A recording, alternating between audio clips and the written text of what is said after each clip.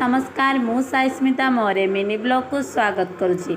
आज दुर्गा पूजार षष्ठी थिला। आज माँ दुर्गा षष्ठी पूजा बा आमे बेलबरणी कहीपर। आज षष्ठी पूजा हूँ आम बेल गछ पूजा करवा जहाँकि बेलबरणी आमर पूजा अर्चना आरंभ हो सारा। मु जापारी नी मामू को कही कि भिडियो कर आने जहाँकि मुझे आपण मानक देखई पारि।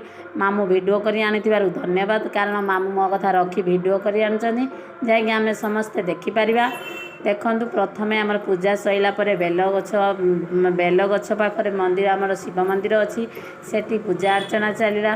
तापर ये देख आम पुओ किमिति बाजा बाजा सहित घंटा ये बजाऊ सांग ताल देकी तार घंटा बाजा ठाकुर तार प्रिय से जिते छोट बेलू से जो थी तार घंटा देखने शब्द शुणिने सी उठी पड़ो। देखु ये पूजा अर्चना चली तार कलश बुड़ा है तार ये पुणी मंदिर को आसिले ये बेल गछ पूजा कार्यक्रम है। तापर बेल गछरू आम बेल तुलिकी आनिले नना तापर ये आम माँ को दर्शन है। देख आम पूरा लिचु लाइट पूरा सजा ही जाए।